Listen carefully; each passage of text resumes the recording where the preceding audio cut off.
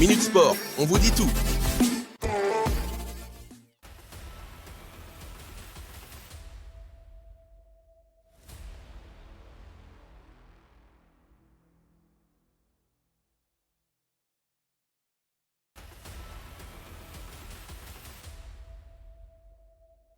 Mbappé irrite les supporters et agite l'Espagne. Dans 3 jours, le PSG se déplace sur le terrain de la Real Sociedad en Ligue des Champions. Pourtant, l'unique actualité est concentrée sur la sortie de Kylian Mbappé à Monaco et ses conséquences. La presse espagnole, sans surprise, en fait des tonnes sur la sortie de Kylian Mbappé à la mi-temps de Monaco, PSG, 0-0, et son retour inattendu en tribune alors qu'il aurait dû théoriquement rejoindre le banc de touche, comme tout un chacun, et encore plus pour un capitaine. S'évoque clairement une « sanction » de la part de Luis Enrique. Il semble évident que Kylian Mbappé commence à préparer sa sortie. En attendant, le PSG va continuer à essayer de s'habituer à jouer sans lui. Avec le déplacement à San Sebastián, Luis Enrique va-t-il continuer à resserrer l'étau? Mais du côté des supporters parisiens aussi, c'est à peu près le même ras-le-bol, à l'image de Farid sur RMC. C'est le meilleur joueur du monde, mais on ne peut plus l'excuser. Ses selfies, le voir monter en tribune. Son attitude commence à fatiguer tout le monde. Et en plus, il sourit. Il sait très bien ce qu'il fait. On est fatigué de tout ce cirque, tout ce cinéma. Ce fan du Paris Saint-Germain se demande tout simplement qui fait ça, qui monte en tribune présidentielle au beau milieu d'un match, posant aussi le problème de respect pour ses coéquipiers.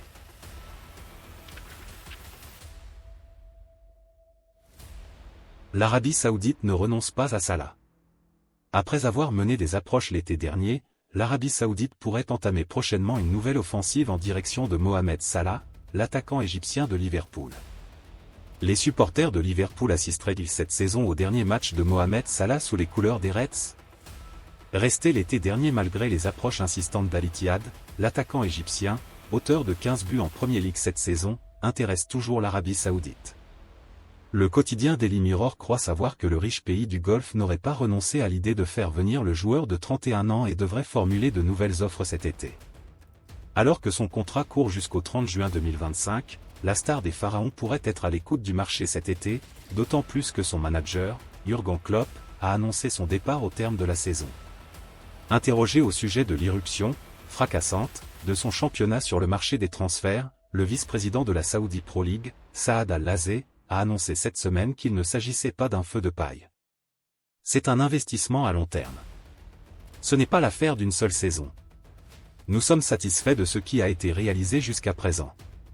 En réalité, je pense que nous sommes un peu en avance sur le calendrier, a expliqué le dirigeant dans un entretien accordé au Financial. Le quota de joueurs étrangers bientôt augmenté. Et de souligner que l'offensive de l'Arabie Saoudite dans le football mondial faisait partie d'une stratégie plus large visant à diversifier l'économie de la monarchie pétrolière. Après un mercato d'hiver assez calme, les opérations devraient repartir à la hausse cet été. Et pour cause, les quotas de joueurs étrangers autorisés, élément clé du marché des transferts locaux, devraient alors passer de 8 à 10 par équipe. Les stars des grands championnats européens comme Mohamed Salah n'ont sans doute pas fini d'être annoncés en Arabie Saoudite.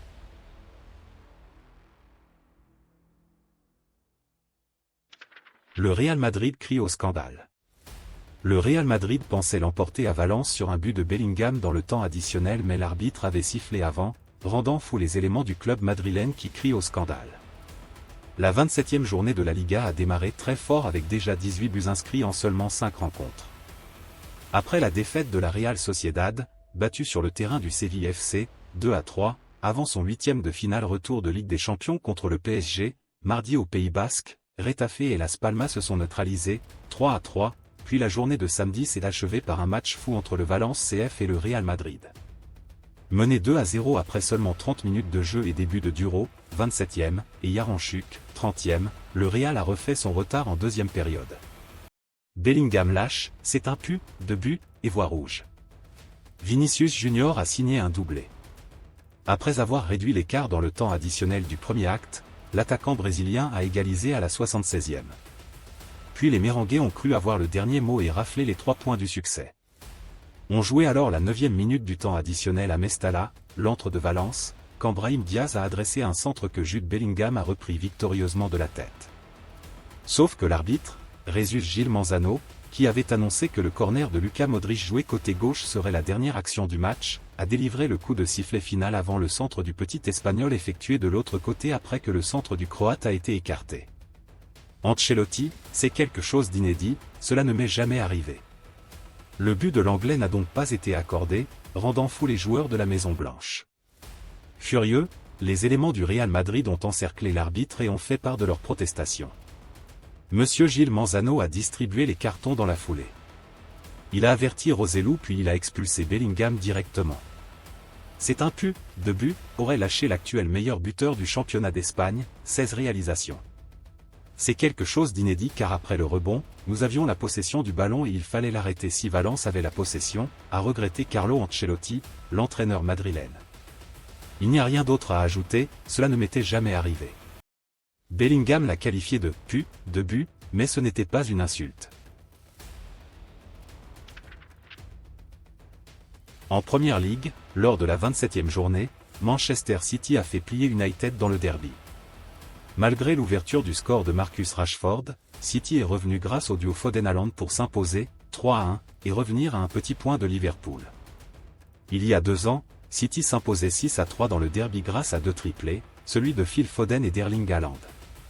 Ce dimanche, les 2 joueurs de la formation de Pep Guardiola ont une nouvelle fois brillé pour offrir un important succès aux Sky Blues avant d'affronter Liverpool pour le choc dans une course au titre exceptionnelle. Dans cette rencontre, United n'a pas vraiment existé mais aurait pu s'offrir une victoire de prestige sur son seul tir cadré du match, et quel tir!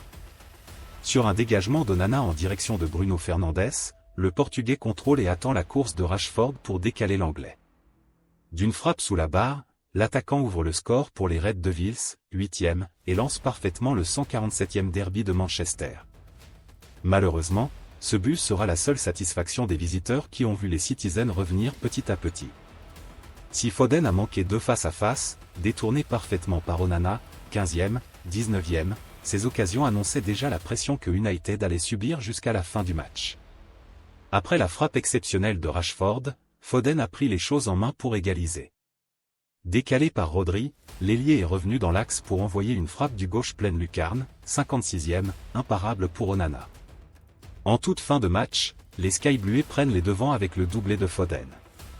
Il trouve un relais avec Bernardo Silva dans la surface pour croiser sa frappe, 80e. Le 11e but cette saison en Première Ligue pour le joueur de 23 ans qui joue l'une de ses meilleures saisons et qui égalise son meilleur total de buts en championnat sur une saison. La messe était dite et les joueurs de United allaient offrir un dernier but à l'inévitable Haaland. Une perte de balle d'Amrabat que Rodri se réjouissait d'envoyer à son attaquant norvégien. Le numéro 9 de City n'avait plus qu'à ouvrir son pied gauche pour inscrire le 3e but de son équipe et son 18e de la saison en championnat. En toute logique, City s'impose face à Manchester United et revient à une longueur de Liverpool. Le match face aux Reds la semaine prochaine pourrait voir un changement de leader en tête de la Première Ligue. En attendant, les Citizens défieront Copenhague mercredi prochain en 8e de finale retour de la Ligue des Champions.